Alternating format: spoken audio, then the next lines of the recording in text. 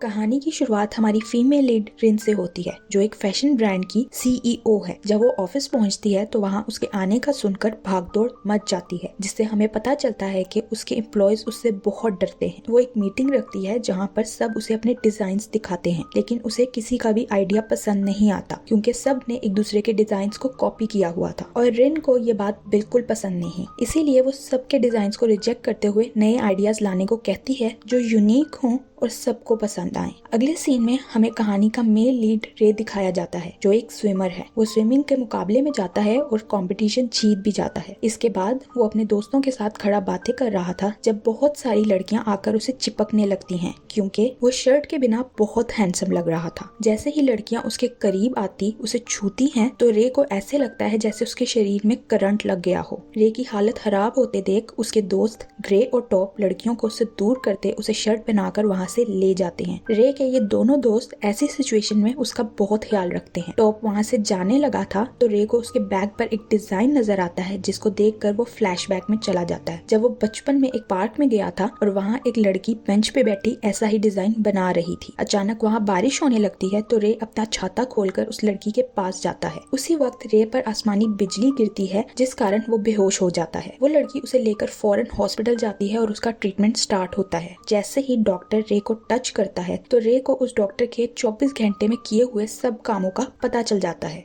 रे को तब से ये मसला है कि जब भी कोई उसे या वो किसी को छुए तो उसे ऐसा महसूस होता है जैसे उसके शरीर में करंट लग गया हो। उसकी हार्ट बीट तेज हो जाती है और वो बेहोश हो जाता है। वो खुद को छूने वाले की मन की बात समझ सकता है, इसीलिए रे को पसंद नहीं कि कोई भी उसके करीब आए। डॉक्टर्स रे की इस एबिलिटी को शक्ति समझते हैं, लेकिन रे को तो ये किसी मुसीबत से कम नहीं लगता। प्रेजेंट में देखें तो रे ग्रे और टॉप के साथ रिन की कंपनी में जॉब के लिए आया था। रिन के एम्प्लॉयज उन तीनों के सामने रिन की बुराइयां करते हुए उसे बताते हैं कि रिन बहुत सख्त बॉस है, जो अपने एम्प्लॉयज के साथ कभी सीधे मुंह बात नहीं करती। रिन की इतनी बुराइयां सुनकर वो तीनों काफी डर गए थे, फिर भी हिम्मत करके उसके ऑफिस के बाहर जाते हैं। रे ऑफिस का दरवाजा नॉक करने ही वाला था कि रिन दरवाजा खोल देती है और इस कारण रे उसके ऊपर ही गिर जाता है। रे हैरान होता है क्योंकि ऊपर गिरने के बावजूद भी उसे अपने शरीर में कोई करंट महसूस नहीं हुआ, इसीलिए वो उसे 2-3 बार छू कर भी देखता है। लेकिन रिन को उसकी यह हरकत बहुत बुरी लगती है। रे की यह हरकत देखकर वो उन तीनों का इंटरव्यू लिए बगैर ही उन्हें बातें सुनाते हुए ऑफिस से निकाल देती है। लेकिन रे अब उससे दूर नहीं जाना चाहता था, क्योंकि उसे पहली बार कोई ऐसा मिला था जिसे छूकर उसे कुछ महसूस ना हुआ हो। इसीलिए वो ऑफिस में वापस जाता है और रिन को धमकाने लगता है कि उन्होंने रिन की उनकी इंसल्ट करते हुए वीडियो रिकॉर्ड कर ली है और अगर उसने उन्हें नौकरी ना दी तो वो ये वीडियो सोशल मीडिया पे डाल देगा। ये सुनकर रिन को ना चाहते हुए भी उन तीनों को जॉब पे रखना पड़ता है, लेकिन वो अपनी अकड़ को कम नहीं होने देती। वो उन तीनों को 3 दिन का वक्त देती है और अगर उस ड्यूरेशन में उन तीनों ने उसे अपने काम से इम्प्रेस कर दिया तो वो उन्हें जॉब पे रख लेगी। अगले दिन वो तीनों कंपनी में आते हैं और रिन को अपना काम दिखाते हैं, जो उसे बिल्कुल पसंद नहीं आता। वो उन तीनों को वार्न करती है कि अगर उन्होंने मेहनत ना की तो वो उन्हें काम से निकाल देगी। रे का तो ज्यादातर वक्त लड़कियों से फ्लर्ट करने में निकलता था, लेकिन रे और टॉप वाकई जॉब के लिए मेहनत कर रहे थे। अगले सीन में रिन को अपने ब्रांड की एक ड्रेस के लिए कुछ बटन्स की जरूरत थी। उसे 6 बजे से पहले पहले ये बटन चाहिए थे, इसीलिए वो रे को उन बटन को ढूंढ कर लाने का कहती है। रे टॉप और ग्रे के साथ उन बटन्स को ढूंढने निकल जाता है। उन्हें एक शॉप में वो बटन मिल भी जाते हैं, लेकिन उस शॉप का मालिक उन्हें बेचने से मना कर देता है। रे अपनी शक्ति का इस्तेमाल करते हुए उसे छू कर मालूम कर लेता है कि वो बटन क्यों नहीं बेचना चाहता। उस आदमी को छूने पर रे को पता चलता है कि ये बटन उसकी मरी हुई पत्नी के हैं और उसकी इमोशनल अटैचमेंट की वजह से वो इन्हें बेचना नहीं चाहता। ये देखते हुए रे उसकी पत्नी की पसंदीदा डिश लाकर उसे खिलाता है और उसे इम्प्रेस करते हुए बटन्स एक दिन के इस्तेमाल के लिए ले जाने की इजाजत मांगता है। वो आदमी उसे इम्प्रेस हुए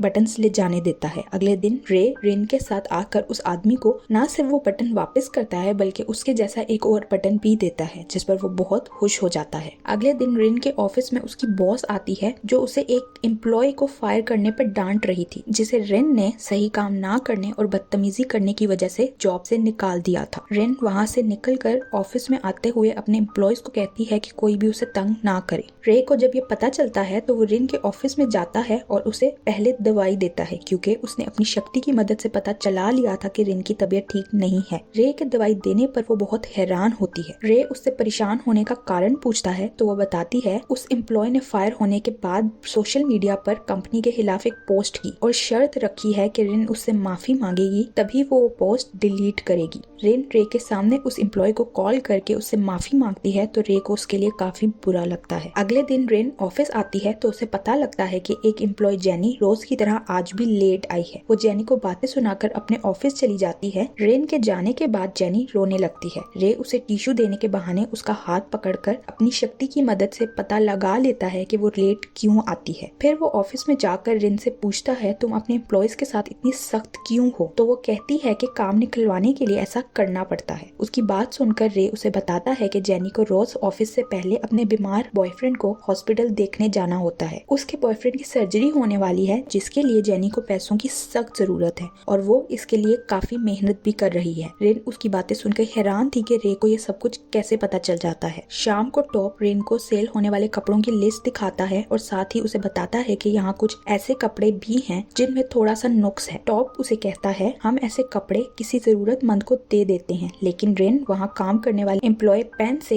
ये कपड़े जलाने का कहती है, लेकिन पेन सारे कपड़े जलाने के बजाय उनमें से कुछ चुरा लेती है। अगले दिन रेन को जब ये पता चलता है तो वो पेन को ये सारे कपड़े वापस करने का कहती है। ये देखकर रे यहाँ भी अपनी शक्ति का इस्तेमाल करते हुए पता लगा लेता है कि पेन ने ऐसा क्यों किया, जिसके बाद वो रिन के पास जाते हुए उसे कहता है कि पेन ये कपड़े अब मंडे को वापस करेगी। जब रिन उससे वजह पूछती है तो रे उसे अपने साथ चलकर इस बारे में जानने का कहता है। अगले दिन रे रिन को लेकर एक रेस्टोरेंट में जाता है जहाँ पेन वही ड्रेस पहनकर अपने बॉयफ्रेंड के साथ डांस कर रही थी और बहुत खुश भी थी। ये देखकर रे उसे कहता है कि कभी कभी ऐसी चीजें जो हमें फायदेमंद नहीं लगती दूसरों के लिए खुशी की वजह बन जाती हैं। रिन भी पेन को खुश देखकर खुश हो जाती है और उसे रे की बात ठीक लग रही थी। जब 2 दिन बाद पेन रिन को कपड़े वापस करने आती है तो रिन वो कपड़े उसे तोहफे के तौर पर देते हुए अपने पास रखने का कहती है। पेन रिन के ऑफिस से बाहर आती है तो खुशी से रोने लगती है क्योंकि उसने अपने बॉस को इतनी नरमी दिखाते कभी नहीं देखा था। जेनी अपने कलीग्स को ट्रीट दे रही थी इसलिए वो रिन को भी साथ चलने का कहती है, लेकिन रिन काम का बहाना बनाकर उसे टाल देती है। रे के अलावा बाकी सब जेनी के साथ चले जाते हैं क्योंकि रे को रिन की चिंता थी कि वो ऑफिस में अकेली रह जाएगी और खाना भी नहीं खाएगी। इसलिए रे उसके लिए उसकी फेवरेट डिश किमची लेकर आता है, जिसे देखकर रिन हैरान होकर पूछती है तुम्हें कैसे मालूम ये मेरी फेवरेट डिश है। रे उसकी बात को इग्नोर कर देता है। रिन उसे अपने ऑफिस से जाने का कहती है, लेकिन रे ढीठ बना वहीं बैठकर खाने लगता है। रिन की बॉस को रिन के ड्रेस पसंद नहीं आए थे, लेकिन उसकी ओपोनेंट प्रो के डिजाइन्स पसंद आ गए थे। बॉस रिन और प्रो को दोबारा डिजाइन्स बनाने के लिए 1 हफ्ता देती वहाँ से चली जाती है, लेकिन रिन बहुत परेशान थी क्योंकि उसके पास अभी कोई आइडिया नहीं था। रात को रिन रे, टॉप और ग्रे के साथ एक क्लब में जाती है जहाँ बहुत सारी लड़कियों के छूने के कारण रे की हार्ट बीट तेज हो जाती है और वो वहीं बेहोश हो जाता है। वो तीनों रे को हॉस्पिटल लेकर आते हैं। उसको होश आता है तो रिन उन सबको डांटने लगती है कि अगर रे की ऐसी कंडीशन है तो टॉप और ग्रे ने उसे अकेला क्यों छोड़ा। वो दोनों रिन को रे की चिंता करता देख एक दूसरे को शरारती नजरों से देखने लगते हैं। फिर वो हॉस्पिटल से बाहर आते हैं तो रिन रे से पूछती है तुम्हें ये प्रॉब्लम कब से है, जिस पर वो बताता है कि 8 साल से। जब वो रिन को अपनी सारी कंडीशन बताता है तो रिन उससे पूछती है क्या मुझे छूकर भी तुम्हें कुछ महसूस होता है, जिस पर वो बताता है कि तुमसे पहले ऐसा कोई नहीं मिला जिसे छूकर मुझे कभी कुछ महसूस ना हुआ हो। रिन उसकी बात सुनकर बहुत हैरान थी। अगले दिन ऑफिस में रिन अपने एम्प्लॉयज के साथ बहुत नरम बर्ताव कर रही थी। उसके एम्प्लॉयज उसमें ये बदलाव देखकर हैरान तो थे पर खुश भी बहुत होते हैं। रिन रात को देर तक काम करते हुए ऑफिस में ही सो गई थी। रे उसे देखता है तो देखता ही रह जाता है। वो अपना कोट उतारकर उसके ऊपर देने लगता है, लेकिन तभी रिन की आंख खुल जाती है तो रे फौरन पीछे हटते हुए उसे घर जाके सोने का कहता है। फिर वो रिन के कुछ भी कहने से पहले वहाँ से चला जाता है। बॉस का दिया 1 वीक का टाइम पूरा हो गया था। रिन बॉस को अपने डिजाइन दिखाती है तो बॉस उसे कहती है तुमने प्रो के डिजाइन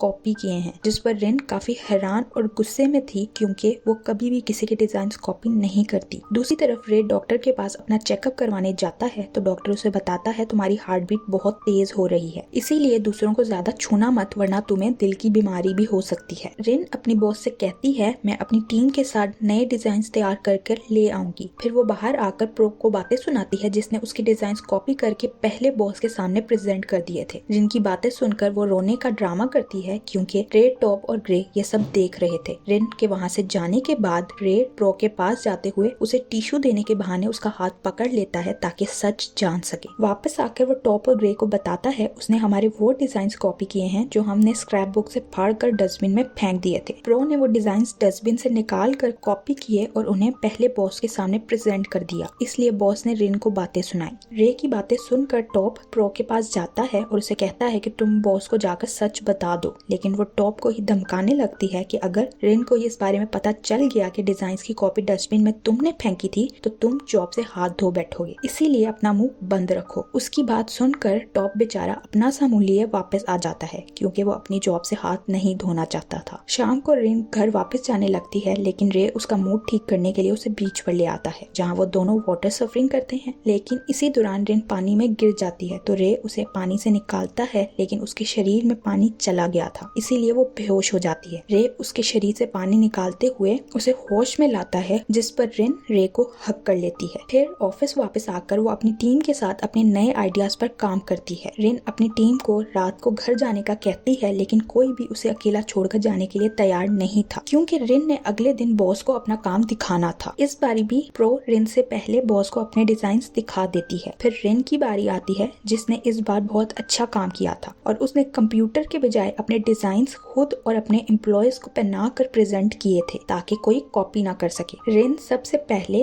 मॉडल्स की तरह कैटवॉक करते हुए अपना पहना हुआ ड्रेस दिखाती है। फिर वो रे, ग्रे और टॉप को बुलाती है जिन्होंने उसी के डिजाइन किए हुए कपड़े पहने थे। बॉस को इस बार रिन का काम बहुत पसंद आता है, लेकिन प्रो ये देखकर जल भुन जाती है क्योंकि इस बार उसे डिजाइन चोरी करने का कोई मौका नहीं मिला था। अगले सीन में रिन की टीम डिनर के लिए जाती है तो रिन को भी साथ चलने का कहती है, लेकिन रिन उन्हें कुछ देर बाद ज्वाइन करने का कहती वहाँ से निकल जाती है। डिनर पर सब रिन का इंतजार कर रहे थे, लेकिन वो नहीं आती तो रे उसके ऑफिस आता है जहाँ वो जमीन पर बेहोश पड़ी थी और उसके पास खून वाले टिश्यूज पड़े थे, जो देखकर वो परेशान हो जाता है। रे रिन को फौरन हॉस्पिटल लेकर आता है क्योंकि उसे स्टमक का प्रॉब्लम हो गया था। डॉक्टर रे से पूछता है रिन ने आज क्या क्या खाया, तो वो डॉक्टर को उसकी खाने की रूटीन के बारे में बताता है और तभी रिन को होश आ गया था। वो रे के मुंह से अपने बारे में ये सब सुनकर बहुत हैरान थी। डॉक्टर के जाने के बाद वो रे से पूछती है तुम मेरे बारे में इतना सब कैसे जानते हो, जिस पर रे कहता है कि तुम्हारी परवाह करता हूँ इसलिए। लेकिन रिन को उसकी बात का विश्वास नहीं होता। रे उसे अपना मोबाइल देते हुए कहता है तुम अपने घर कॉल करके बता दो तुम हॉस्पिटल में हो, तो रिन कहती है कि मेरे घर से कोई नहीं आएगा, इसलिए उन्हें बताने का कोई फायदा नहीं। ये सुनकर रे को एहसास होता है कि रिन कितनी अकेली है। कुछ देर बाद रिन की टीम उसे मिलने आती है। वो सब प्रो के बारे में बात कर रहे थे कि कैसे उसने रिन के आइडियाज चुरा लिए, तो टॉप रिन को बता देता है कि ये सब मेरी गलती की वजह से हुआ। रिन उसे आइंदा एहतियात करने का कहती माफ कर देती है। रिन का ये रवैया देखकर टॉप रोने लगता है, जिस पर रिन उससे वजह पूछती है तो टॉप कहता है कि आपको मुझे पहले की तरह डांटना चाहिए था, लेकिन आपने तो मुझे माफ कर दिया। ये सुनकर रिन तो अपना सर ही पकड़ लेती है। सब एम्प्लॉयज हॉस्पिटल से चले जाते हैं, लेकिन रे उसे अकेला नहीं छोड़ना चाहता था, इसलिए वापस आ जाता है। रिन उससे दोबारा वापस आने का कारण पूछती है तो रे उसे छेड़ते हुए कहता है मैं जब भी तुम्हें अकेला छोड़ता हूँ तुम बेहोश हो जाती हो, इसलिए मैं वापस आ गया। उसकी ये बात सुनकर रिन हंसने लगती है क्योंकि उसे भी अच्छा लग रहा था कि कोई उसकी इतनी परवाह कर रहा है। अगले दिन रे रिन को घर छोड़ के वापस गाड़ी में आता है तो रिन का फोन वही था जो देने जब वो वापस घर के अंदर जाता है तो उसे वहाँ वही डिजाइन नजर आता है जो उसने 12 साल पहले एक लड़की को बनाते देखा था। यहाँ रे को वापस वही फ्लैशबैक याद आता है जिसमें उस लड़की का चेहरा दिखाया गया था और वो लड़की और कोई नहीं बल्कि रिन ही थी। रे अपने डॉक्टर के पास जाकर उसे सब बताता है। जिस दिन मैं रिन के साथ बीच पर गया था उस दिन वहाँ से वापस आने के बाद बारिश होने लगी और बिजली भी चमक रही थी। रिन को पता है कि मुझे बिजली से डर लगता है, तो उसने मेरे कानों पर हाथ रखकर मुझे शांत किया, लेकिन जब उसने मुझे टच किया तो मुझे उसके बारे में कुछ पता नहीं चला। ये सुनकर डॉक्टर उसे बताता है जब तुम्हें पहली बार ये प्रॉब्लम हुआ था तब उसने तुम्हारे सीने पर हाथ रखकर तुम्हें सांस दिलाया था। डॉक्टर उसे कहता है कि तुम्हें एक बार फिर से रिन के साथ ये करना होगा कि वो तुम्हारे करीब आते हुए तुम्हारे दिल पर हाथ रखे तो शायद तुम नॉर्मल हो जाओ। रिन अपने पिता की बर्थडे पर जाती है और रे को कॉल करके यहाँ आने का बता देती है, जिस पर रे परेशान होने लगता है क्योंकि रिन की तबीयत अभी सही नहीं हुई थी। वो अपने पिता को एक पेंटिंग गिफ्ट करती है जिसमें उसने बर्ड्स बनाए थे, लेकिन उसके पिता को ये गिफ्ट पसंद नहीं आता। वो रिन से कहते हैं मुझे बर्ड्स नहीं बल्कि ट्रीज पसंद है क्योंकि वो छोड़कर नहीं जाते। रिन से कोई पूछता है क्या तुम्हारा प्रमोशन हो गया, जिस पर वो हाँ कहती है, लेकिन उसके डैड इस बार भी उसे हर्ट करते हुए कहते हैं कि क्या फायदा ऐसे प्रमोशन कर, रहोगी तो तुम एक एम्प्लॉय ही। ये सुनकर रिन बहुत दुखी हो जाती है। ऑफिस में प्रो टॉप को देखकर हाथ में पकड़ी चीज नीचे फेंक देती है और टॉप को वो साफ करने का कहती है, लेकिन टॉप उसे मना कर देता है, जिस पर प्रो उसे धमकी देती है कि मैं रिन को बता दूंगी वो डिजाइन तुम्हारी वजह से चोरी हुए। ये सुनकर टॉप उसे कहता है रिन पहले से सब जानती है। फिर टॉप उसे बातें सुनाता है, तुम रिन के डिजाइन चोरी करती हो। टॉप के मुंह से ये सब सुनकर प्रो को तो गुस्सा ही आ जाता है, क्योंकि एक टॉप ही तो था जिसे वो बुली कर सकती थी, लेकिन अब वो भी उसे आंखें दिखा रहा है। प्रो उसके पास आते हुए बदला लेने के लिए अपने हाथ में पानी का ग्लास उसके मुंह पे फेंक देती है। तभी वहाँ ग्रे आ जाता है और प्रो की हरकत देखकर उसे कुछ कहने ही वाला था, लेकिन टॉप उसे रोक देता है। इधर रे को रिन की चिंता हो रही थी, इसीलिए वो ऑफिस से रिन की लोकेशन पता करवा कर वहाँ पर पहुँच जाता है। रे वहाँ पार्टी वाली ड्रेसिंग करके आया था और रिन के साथ खड़ा था। ये देखते हुए रिन के पिता उसके पास आते हुए रिन पर तंज करते पूछते हैं, क्या ये तुम्हारा बॉयफ्रेंड है? जिस पर रिन नहीं कहती है। रिन अपने पिता के रवैये से बहुत शर्मिंदा हो रही थी, जिसे महसूस कर रे उसका हाथ पकड़कर उसके पिता से कहता है, मैं रिन को बहुत पसंद करता हूँ और फ्यूचर में रिन का बॉयफ्रेंड भी बन जाऊंगा। रिन ये सुनकर बहुत खुश थी। रिन के पिता उससे पूछते हैं, तुम क्या करते हो? तो वो बताता है कि मैं रिन की कंपनी में जॉब करता हूँ। तो वो कहते हैं, मेरी बेटी को डेट करने के ख्वाब मत देखो, क्योंकि रिन एक कामयाब फैशन डिजाइनर है। फिर पार्टी से वापस आते हुए रे रिन को बीच पे ले जाता है, जहाँ रिन रे को अपने पिता के बारे में बताती है कि वो मुझसे कभी खुश नहीं होते। वो उसे बताती है कि उन्होंने मुझे अमेरिका बिजनेस पढ़ने के लिए भेजा, लेकिन मैं फैशन डिजाइनिंग पढ़कर वापस आई तो पिता मुझसे नाराज हो गए। मैं पिता को हर बर्थडे पर गिफ्ट देती हूँ, लेकिन उन्हें कभी मेरा दिया हुआ गिफ्ट पसंद नहीं आता। ये सब बताकर रिन रोने लगती है तो रे उसे हग कर लेता है। रे रिन को घर छोड़ने आता है तो उसे बताता है, 12 साल पहले तुमने जिस बच्चे की जान बचाई थी वो कोई और नहीं बल्कि मैं था। ये सुनकर रिन शॉक्ड हो जाती है। तब ही बारिश होने लगती है और बिजली चमकती है, जिससे रे डर जाता है। तो वो रिन का हाथ पकड़कर अपने सीने पर रख लेता है। लेकिन अभी ये जानना बाकी है, क्या ऐसा कर कर रे का मसला हल हो जाएगा या उसकी वो शक्ति वैसे ही रहेगी? रिन और रे के प्यार का क्या अंजाम होगा? रिन के डैड उन दोनों को एक होने देंगे या उनके बीच में कोई रुकावट बन जाएंगे? इस कहानी में आगे क्या होगा और क्या ट्विस्ट आने वाले हैं, ये सब जानने के लिए मिलते हैं नेक्स्ट पार्ट में। Thank you for watching.